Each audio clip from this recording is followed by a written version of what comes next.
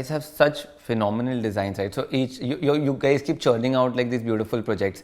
So do clients come to you and say things like, I want the exact same design. Can you repeat it? Can you give us some of these elements? How do you address these? Or is this even a problem? Capturing the ambience or the vibe of the space more than kind of specific elements. So I think that's what we get a lot of. So we like the way you did a certain space, and we like that kind of fluidity with it, and kind of that's pretty much it. Thanks to Instagram, clients remind us of our previous work more than we remember. That's true. And they do come.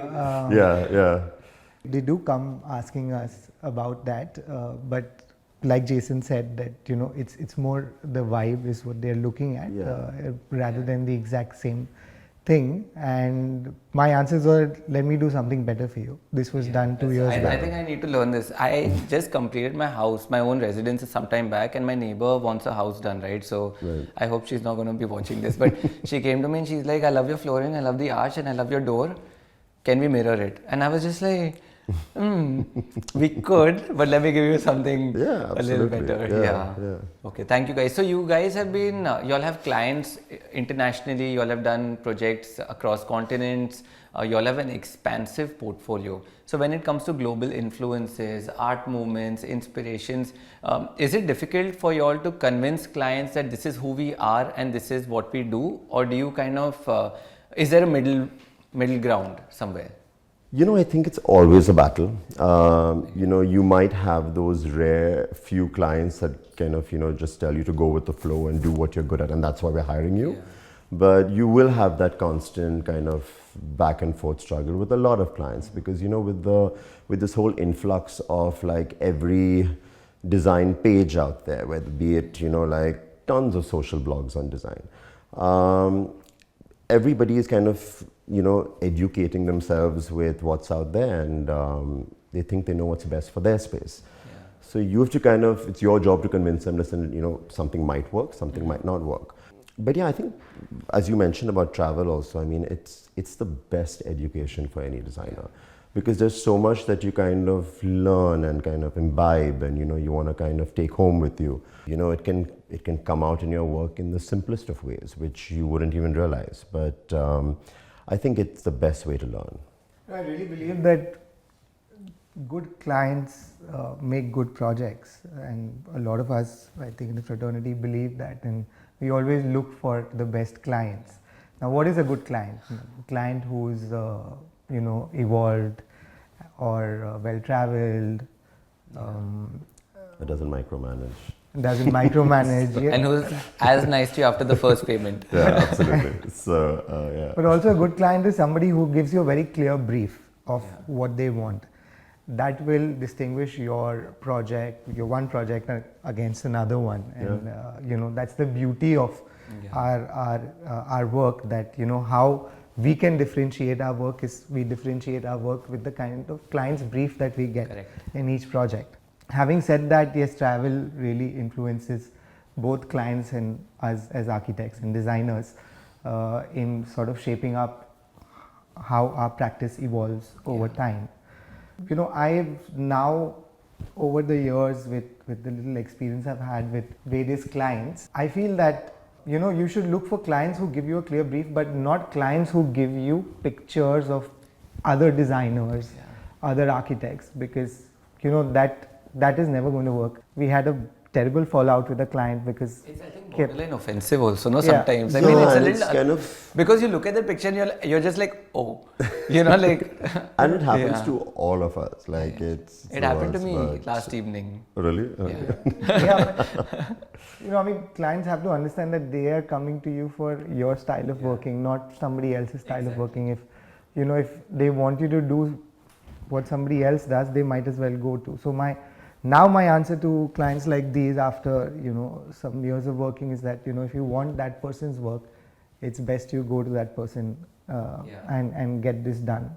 Yeah, if you like their work, might as well kind of. And I think to also add to Rajiv's point, I think it's boring for a designer to kind of do the same thing every time for every project, Because, I mean, at the end of the day, you also want to show that you are a bit versatile in what you do, maybe not do something drastically different which is outside your comfort zone, but at least kind of within the realm of what you know and what you're good at. So, you know. But there's a thin line, you know, between, like you said, being in your comfort zone and being versatile versus just trying something that, you know, is going to be a disaster. Absolutely. Like all of us have that issue where you create something unique and then the client will say, show me a reference on Pinterest. Yeah. The whole point Absolutely. is that this is a design unique to us, right? Yeah. So, Right, I mean, right. yeah. Right. So, Yeah, you always look for clients who are ready to experiment with you. And I mean, the projects also become rich if they experiment as much as you do. Yeah. I think that because you guys have been in the industry for so many years, have you all finally learned to say no? I have. Yeah. Yeah. Tell us how you'll do it. Educate us, because nobody can do. It's so difficult to do, you know. I think once you kind of, you know, you've kind of completed a few years in this profession, and you kind of have that background kind of history and knowledge and kind of, you know, the projects that you want to work on and that you want to kind of give your time to. Because see, it's at the end of the day, it's like a two-way street. I mean, you're going to be giving in like 15 months or so of your time to a certain project. And if you are not in the same headspace, or you and your client probably don't share the same design vocabulary, it's going to be tough, and it's going to be a stressful 15 months, you know? So you want to enjoy the process as well and give your best. So I think after a point, you know, like, okay, this is going to work for me, this is not going to work for me. And, but I think that only comes after a few years. After a lot of experience. Because, you know, at the end of the day, you want to get that experience, be it a good, be it a bad project. But, you know, you learn from everything. So, yeah. Also, just to add to that, I think design, you know, the beauty of design is it's very subjective. It's not objective. You can't grade it. You might like something, I might not like it, and Jason might like it. So, you know, same for clients. So the best answer to tell them is, you know, I can do better than this. And let's try and do better. And obviously they don't know what they want. That's why they're showing you a Pinterest image. At the end of the day, you know, they're putting the money, the hard work. It's their dream too, just not yours. You know, you will design and move out and go to your next project, but the client has to live in that space forever. So obviously they have concerns.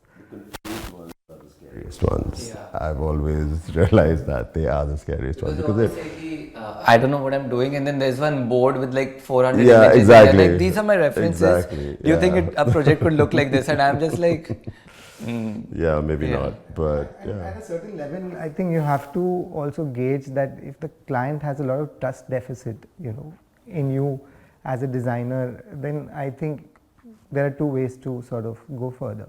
One, you sort of make them comfortable, and if they're comfortable, great. I mean, you're going to have a great relationship with them later on. If you can't, then you tell them, you know, this is, you know, I've been doing this for years.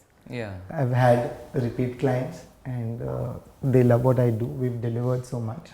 Have some faith in us. This is what we do for a living, right? So I think if you make them comfortable, hopefully most should come around. Yeah. But yeah, like Jason said, there are still going to be some doubters who might not, and make your life miserable. They're always there, yeah. Also, when somebody comes to you and says, again, this is a question that we had been asked by one of our viewers, and they asked me to ask you. So the question arises with them saying that when you're doing a project, right, and the client comes to you and says, I'll get you a lot more work.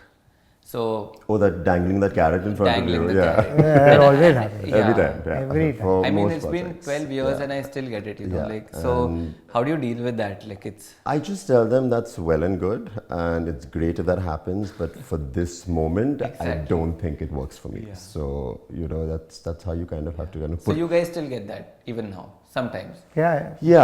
I'm glad. I don't know, I think it's I'll kind give you of, so many they think they're kind of references encouraging you to do a better job of their space by dangling this guy in front of you. Lesser. Yeah, exactly, absolutely. Yeah, that's always the underlying... It's all about the commercials, that's what it is. Yeah.